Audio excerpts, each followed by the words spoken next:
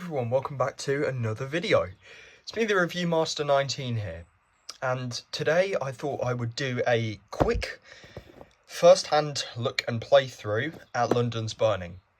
London's Burning is a game by Avalon Hill Publishing. Avalon Hill Publishing were a game company. I don't know if they are still around. Bit of paper, sorry about that. I don't know if they're still around. I believe they started in the 70s and started their way up, and this game came out, let's see, 1996. I was born in 2004 because I'm 21 years old this year, I know. So 1996, and by far this is probably the best game of Battle of Britain. Now, I tried to find a sealed copy of this game, but it was going too much and understandable. I found a pretty cool copy on eBay, and I got it, and I've already reviewed this on the channel, but we're going to do a playthrough. So the game is complexity is medium, solitaire suitability is high, comes with counters, and I got this unpunched, sorry. So pause the video if you want to read that. Yep. But yeah, so let's have a look at the components in greater detail, and I'll explain to you what they all mean. This is going to be a hefty, long video. I keep all my counters in these tubs, and I'm just going to get my tweezers, my strategist tweezers. So, in the game, there are counters, okay? So if I zoom in, this is a hit counter, and you'll be placing these on German aircraft or your aircraft. And then destroyed is destroyed. Okay, you have these, which are optional, you know, for the 2-player rules. And then your raid chits, and you'll be drawing these, and it'll tell you if there's a raid. So if there's 5 raiders, you'll pull out 5 German counters. Or if there's no raid, you don't really do a raid. There are a lot of counters, so what we'll do is we're going to set up the map, and I'll show you how to set up the game. And tally ho, jolly old chap, let's go get some tea in the sky.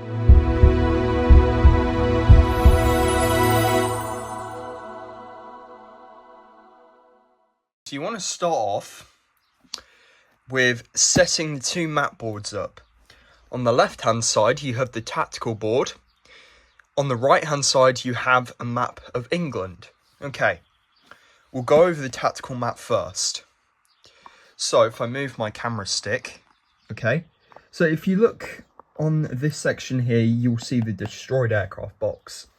This is where you will place destroyed German aircraft, and if one of your aircraft is destroyed, you'll place it there. You can recover it in the night phase. You only get 2 repair points, so use them wisely. We'll explain that in later. As you can see, it costs 1 point to replace a destroyed aircraft during the night phase. And also, German aircraft, they are picked at random. You take 2 off the destroyed aircraft box to basically replicate reinforcements. Combat round is really important. This is when you're doing combat. So a combat round is basically you roll a die, and, you know, if you roll a 1, combat ends. If you roll a 1 or a 2, combat ends. And there's 4 rounds of combat. I've only ever gone to 4 rounds of combat, but that's only if you choose to. If you choose to keep intercepting and shooting the German planes down. Going down, we have the true altitude of raiders and the bailout table. I'm going to stop doing my Battle of Britain British impression. So this is the true altitude of the raiders, and what I love about the game is when you're when you've come across a raid, you roll 2d6, and that tells you what altitude the Germans are at, or the raiders at. That is the reported raid altitude.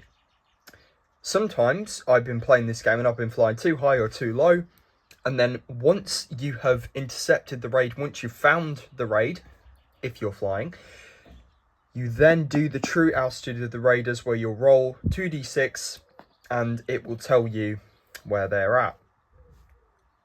Of course. We also have a bailout table, And the bailout table is if your plane, which I'll show you in a minute, if your aircraft takes a nasty hit and say like your engine was destroyed, you can bail out. If your pilot's wounded, he can bail out. But if your engine's blown up and your pilot's injured, I'm afraid, you know, you've been incinerated. Your plane's literally blown up. That's why I like to play the Hurricane, because the Hurricane has 2 frame hits, and we'll explain that in gross detail. Sometimes, if you roll a 6+, your pilot dies, so you don't want that. And there are modifiers as well to see, you know, to basically instigate and replicate sea rescues. It doesn't do that for the Germans because you're not playing as the Luftwaffe, you are playing as the Jolly RAF. Down here you have the pilot wound outcome table, and this is where the game shines. It's not a game where you roll like Eagles over Britain, which was a Chinese game which I reviewed on the channel.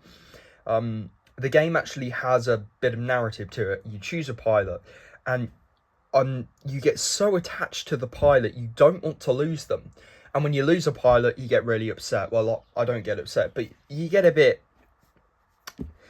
like, what am I going to do without this pilot? He was the mainstay of my backbone of my aircraft force. And if your pilot is injured, you roll. And sometimes, depending on the scenarios, I mean, you can do a short scenario, a regular, or long. So, let's go into this box here. I'm very sorry about the glare. Don't worry, I will put a filter on. I use CapCut to edit my videos. I think a lot of YouTubers do. And my camera's doing the tracking thing. I don't like that. My tripod moves. It's an automatic one. So, this is the aircraft box. I'm not going to show you the other box because it's exactly the same. But you will draw from a pool of pilots. And depending on the pilot, if it's H, it's a Hurricane. And if it's S, it's Spitfire. So the Spitfire can sustain 2 engine hits, and then it blows up. If your engine's hit once, I recommend you go back to base, or you try and land at an emergency airfield. We'll get into that in a minute. Pilot. If he's injured, try not. If he's injured again, he's dead. Frame 5 or a 6. The Spitfire, it's got really good die rolls and stuff, as we'll explore in a minute. But the Hurricane has more strength over firepower. This is the ammo box. Now the ammo replicates 15 seconds of ammunition. And you can fire up to 2 bursts maximum. So you will probably be rolling, I think, 6 dice for 2 bursts. I usually try and fire 1 burst. And if you're out of ammo, you go back to base, and when you're back at base, you automatically replenish and refuel, of course, with ammo. You only have 4 movement points per round, but they can be used up if you go to choose altitude. Victories, if you shoot aircraft down, it will go up. If you reach a 5+, that means you're an ace, and you will automatically become an ace, which gives you higher chances of winning and shooting down aircraft. But all is fair in love and war, because it's not. Because you got pilot fatigue. Now, pilot fatigue is really interesting, because when you send out your pilots on sorties, basically sorties and missions, they will get tired, okay? So try and not send out too many aircraft at once, because if they reach tired, that means they won't be able to do much, and they won't be able to recover in the night phase. So that's why I always try and, avoid the F4. I will only do that if, for example, London was damaged, and if London is burning to 5, you lose the game. Hence the name, London's Burning.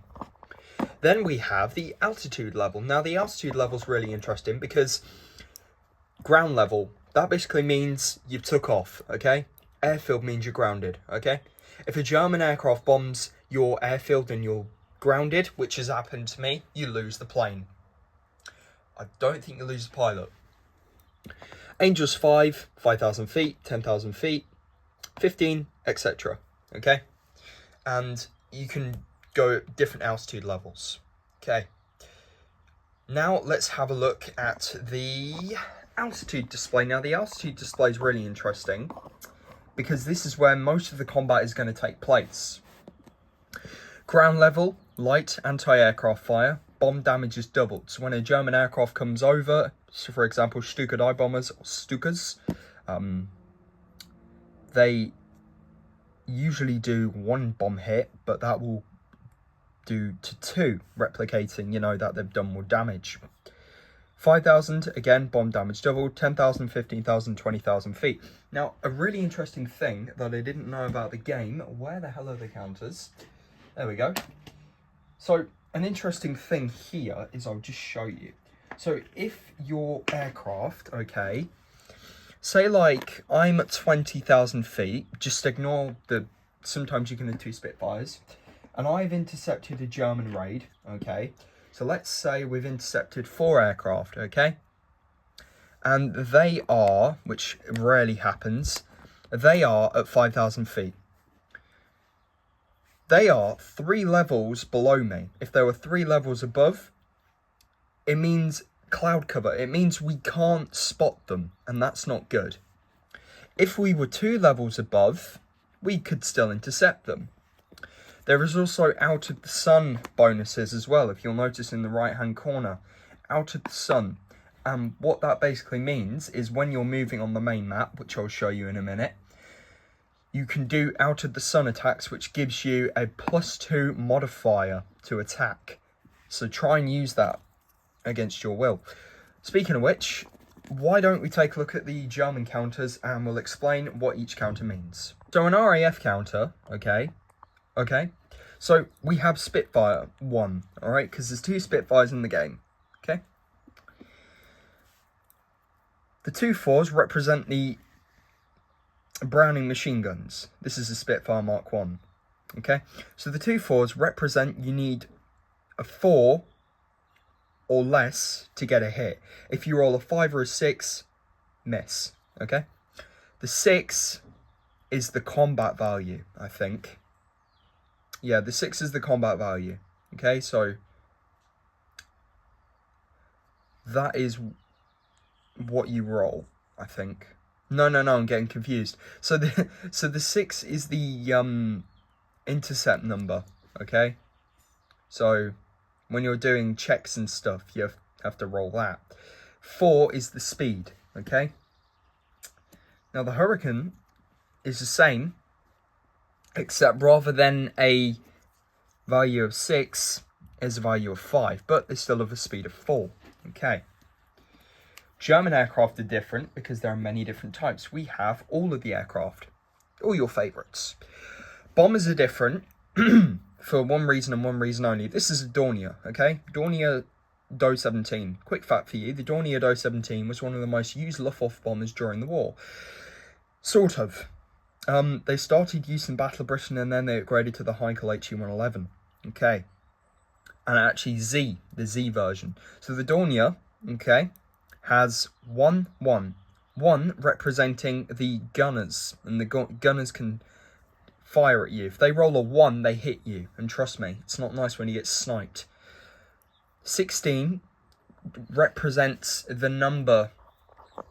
So on here. Okay, so each aircraft, German aircraft counter, represents a aircraft on the board. 1 means the Dornier can do 1 bomb damage, okay? The Dornier has a speed of 3 and a combat value of 1, okay? So when you're doing skill checks, okay. So the Dorniers can fire front and rear, okay? Which isn't good, but yeah, pretty cool. That's a Dornier. Speaking of enemy bombers, we then switch over to the Heinkels. Now, as I said before, the Heinkel is a very good German medium bomber. And the Heinkels, they are, of course, much more armoured than the Dornier, hence the name Flying Pencil. I call this... Right, I don't want to offend people. Hermann Göring was called Fatty, right? I've heard people call the Heinkel Göring's Fatty plane. because it was a beefy plane. So again, you've got the number. This time, the Heinkel can drop 2 bombs. All right. So on a 1, of course, it's gonna drop a bomb. 2 bombs, and of course, one gunners. Of course, they can fire rear and dorsal, or rear and forward. 1 is the combat value, and 3 is the speed when they're escaping. But trust me, you do not want to be under a Heinkel, because I've literally been sniped so many times by a Heinkel gunner. May as well just get Michael Whitman in an aircraft. Then we have a very unusual aircraft, and I don't know where the other one is. There should be 2 Junkers 88s. There probably is. I probably misplaced it. The Junkers 88. Now, the Junkers 88, the A version, by the way. There's a Junkers going down. I'm basically saying the clip. So, the Junkers 88 is a multi-role aircraft. Of course, I'm not going to go straight into it, but there are 2 of these in the game. And 1 aircraft represents an entire Jagdgeschwader of aircraft. In abbreviation, that basically means a swarm of aircraft, you know. So 1 aircraft, I like to think, represents an entire formation, because that's what the Battle of Britain was. So you got Junkers 88. They can fire 2 bombs, They can drop 2 bombs and fire guns front and rear. And they need a 1 to hit you. 2 is the intercept combat value, and 3 is the speed. Okay. Then we have Screaming Jericho, hence the name Jericho Trumpets. The Stuka. Yes, this is the B version. B2 to be more specific. So, the Stuka is deadly because it has a combat value of 0. Okay, but that can change depending on. Speed of 3. But these things have double bomb damage, because dive bombers, once they begin their dives, you flip them like this and they go to the 5,000 or ground level. If they're at 5,000, they go to ground level, and bomb damage is doubled. So they usually drop 1 bomb, but in cases they will drop 2 unless there is heavy AA, which doubt there will be. But the Stuka is deadly. Just try to avoid that, because he can fire rear and front.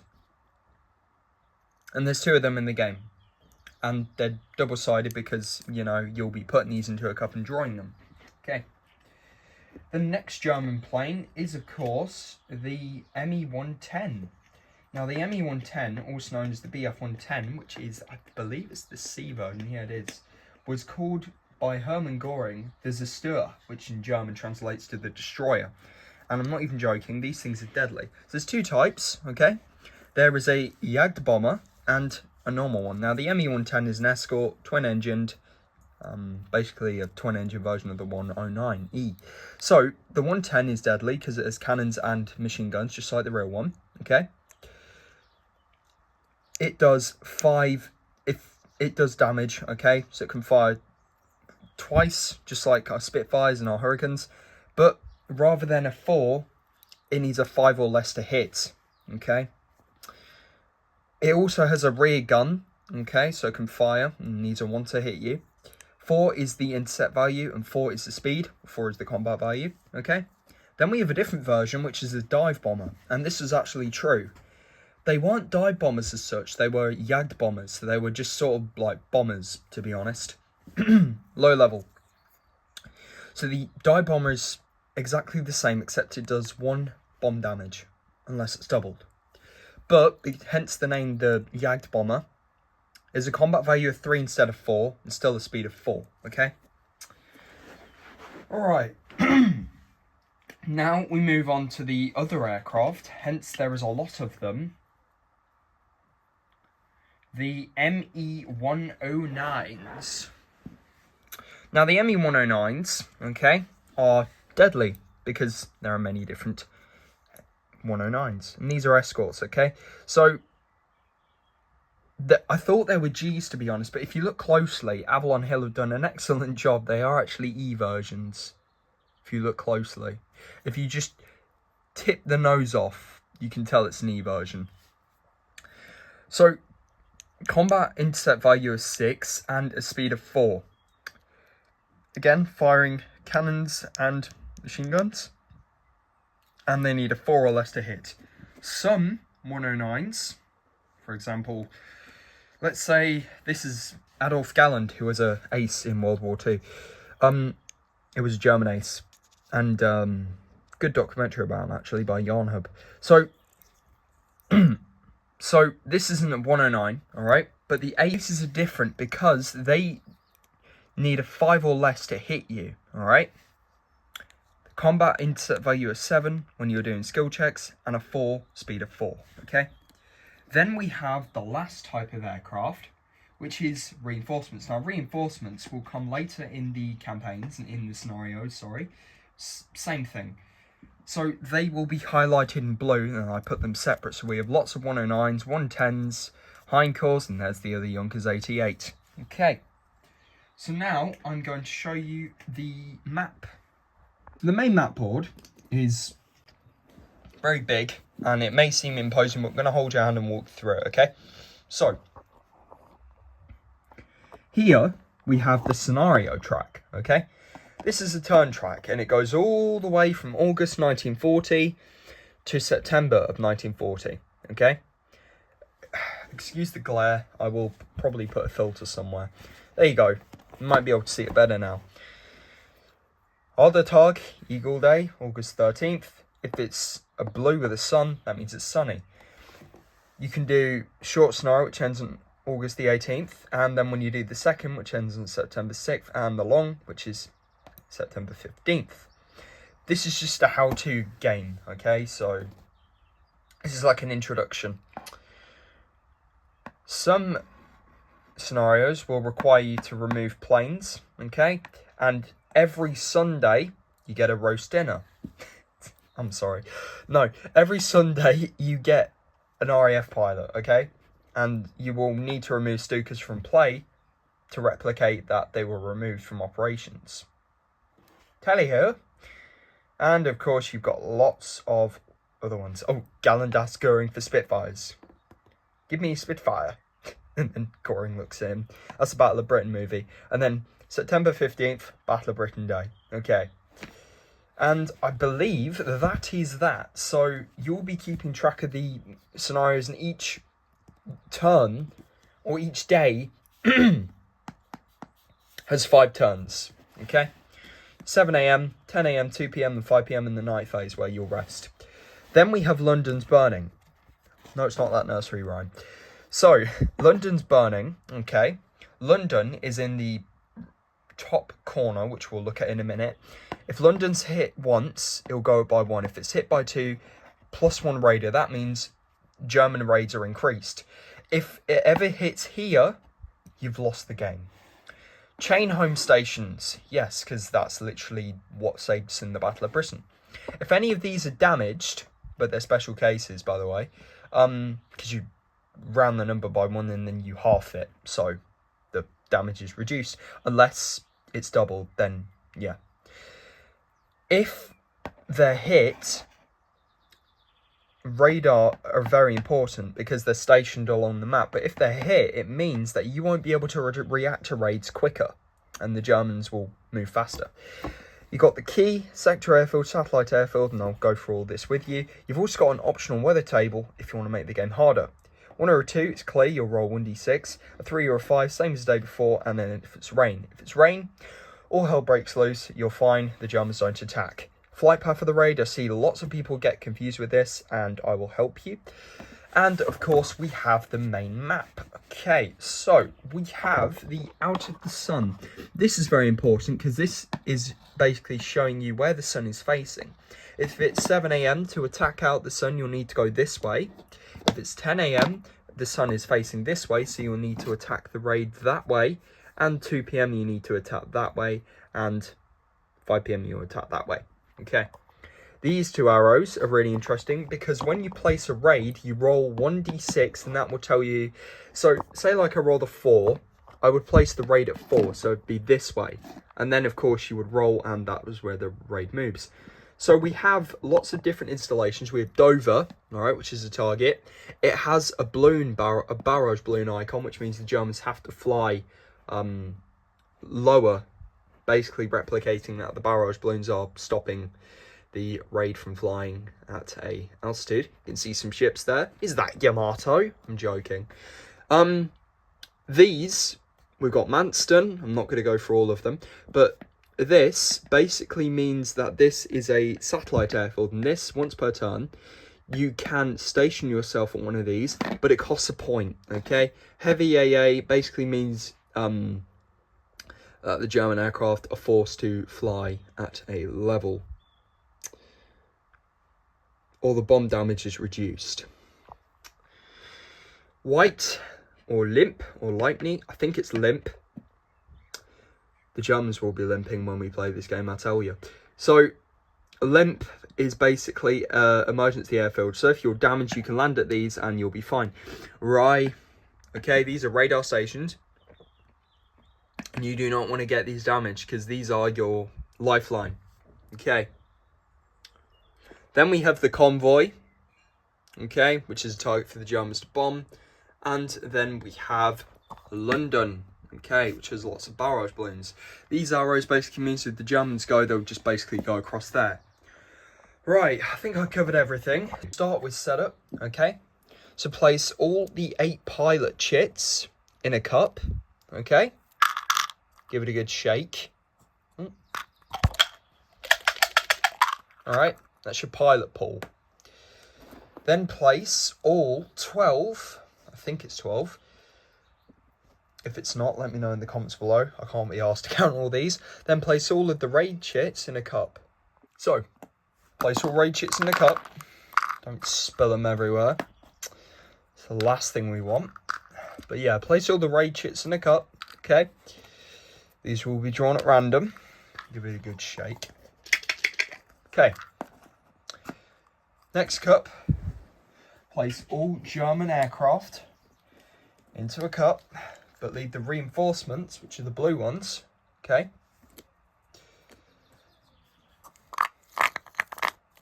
Nah. Give that a good shake, alright? Like that, and place them nearby. The reinforcements, ME-109-8, ME-110-12, Junkers 88-15, ME-109-7 and 9, and Heinkel 23. Place all reinforcements to the side for now, okay? You won't need them. Get the raid chit, okay?